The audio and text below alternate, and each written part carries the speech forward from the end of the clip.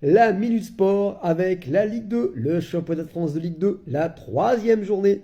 C'était donc le week-end dernier. Alors rapidement, tous les résultats ici.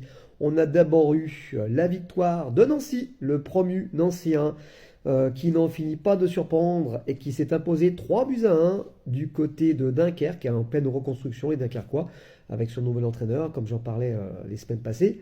En tout cas, c'est une bonne opération. Les anciens qui ont déjà beaucoup d'automatisme, contrairement aux Dunkerquois, ils ont su en profiter. Donc, se sont imposés 3 buts à 1 du côté de Dunkerque. Et ils prennent la tête du championnat, on verra, avec 7 points. Le Mans a battu Bastia, c'est l'autre promu qui donc a eu l'occasion d'avoir sa première victoire du côté du stade du Mans. Et donc victoire 1 but à 0 face à Bastia, ça s'est joué à la fin, à la dernière minute, avec eux c'est toujours des matchs qui se jouent dans les dernières minutes, puisqu'on avait vu le 3-3 du côté de Guingamp lors du premier match, la défaite dans les arrêts de jeu face à Montpellier 2 buts à 1, et là il s'impose 1 but à 0, 1 but à 0 à la 91e, les Corses, les Bastiais qui ont fait plutôt un bon match, et donc qui ne sont pas récompensés de leurs prestations. Ils essaieront de se reprendre chez eux la semaine prochaine. 1-0 pour Le Mans. Clermont qui s'impose face à Grenoble 2 buts à 1. Grenoble qui fait un très mauvais début de saison, on va dire. Pas des très bonnes prestations. Clermont, plutôt une équipe moyenne, était mené 1 but à 0 face à Grenoble et a marqué 2 buts en quelques minutes pour retourner le match en seconde mi-temps. Et donc victoire de Clermont 2 buts à 1. Ça va leur faire du bien au classement. Amiens s'est incliné face à Annecy. Amiens qui est en pleine reconstruction. Comme je disais, ils ont perdu certains joueurs comme Mafuta, j'en ai déjà parlé plusieurs fois. Amiens qui s'était imposé la semaine passée du côté du Red Star. Mais c'est un coup ça passe, un coup ça passe pas. Ils reçoivent Annecy et ils s'inclinent donc 1 but à 0 face aux Annéciens. Qui avaient commencé à aller mieux. On avait vu contre Dunkerque la semaine passée. Ils menaient 2 buts à 0 avant que Dunkerque les reprenne en fin de match.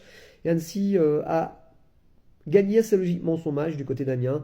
C'est de bon augure pour les Annéciens. Et donc victoire 1-0 pour Annecy du côté d'Amiens. Rodez-Laval, 1 but partout. Un match assez équilibré pendant une bonne partie du match. Et les Ruténois sont montés en pression, ont dominé la fin de match. Auraient pu s'imposer, mais on en est resté à ce match nul. 1 but partout. Mais on sent que Rodez est sur une bonne pente, ça va mieux. Malgré leur défaite, donc 4-0, mais du côté de Saint-Etienne il y a 10 jours. À la maison, ils ont fait du jeu, ils ont produit du jeu. Ils n'ont pas réussi à s'imposer, mais apparemment ça va mieux. Laval continue avec ses matchs nuls après ce nul contre Saint-Etienne et ce nul à l'extérieur la semaine passée. Donc 3 nuls pour eux. Un but partout, Rodez donc contre Laval. 3 qui s'impose 1-0 face à Montpellier. Les Troyens qui font une bonne opération et qui ont 7 points tout comme Nancy. Donc en tête du classement avec 7 points. Belle victoire face à Montpellier. Montpellier assez rapidement réduit à 10, qui a plutôt fait une bonne prestation à 10 contre 11.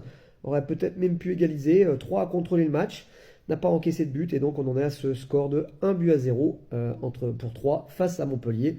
Les Montpelliérains qui descendent de Ligue 1 devront se reprendre la semaine prochaine. Guingamp, alors là c'est la grosse, pas surprise, mais la grosse débandade pour Guingamp. 0-4. Et oui, Guingamp s'est incliné 4-0 face au Red Star. Le Red Star, pareil, un coup ça marche, un coup ça marche pas. Il s'était incliné la semaine passée en région parisienne, donc chez eux, face à Amiens, qui avait fait le coup d'aller s'imposer 3 buts à 1. Et le Red Star s'est repris et a vraiment fait une très belle prestation du côté de Guingamp. Ils ont largement dominé ces Guingampais, qui étaient pourtant favoris sur ce match, pour s'imposer 4 buts à 0 et assez logiquement. Là, il n'y a pas eu de 10 contre 11. Non, il y a 11 contre 11. Resta s'est imposé 4 buts à 0. C'est de bon augure. On verra si la semaine prochaine, ils vont de nouveau se relâcher à la maison ou alors enchaîner une nouvelle victoire. En tout cas, là, ils se sont imposés 4 à 0 face à Guingamp. Nous arrivons aux 2 derniers matchs. Les Stéphanois, qui sont quand même largement favoris pour la remontée en Ligue 1, qui se sont imposés 1 but à 0 chez le promu Boulonnais, qui a plutôt bien tenu défensivement, mais qui n'a pas pu proposer grand-chose. Il y a quand même 2 classes d'écart entre les deux équipes. Les Stéphanois qui ont encore une équipe digne quasi de la Ligue 1, avec Stassin qui est revenu d'ailleurs, Cardona qui a pu rentrer en seconde mi-temps, et c'est un but de David Ashvili d'ailleurs, le Géorgien, international géorgien, qui a permis à son équipe de s'imposer donc 1 but à 0, de faire la course en tête, de rejoindre Nancy et 3 avec 7 points, donc en tête du classement. Belle victoire de Saint-Etienne. et qui continue sa remontée au classement, donc premier actuellement. Et enfin le dernier match, les Palois, j'en ai beaucoup parlé ces dernières semaines, qui avaient fait des très bons matchs amicaux, et ils ont gagné, ils ont battu le Stade de Reims 1-0 sans Telly Thomas qui est sur le départ, annoncé sur le départ. Donc les Rémois, on sait qu'ils vont perdre des joueurs petit à petit, hein. On ne sait pas quelle équipe ils auront toute la saison en Ligue 2. En tout cas, les Palois ont pu en profiter et se sont imposés assez logiquement et facilement 2-0.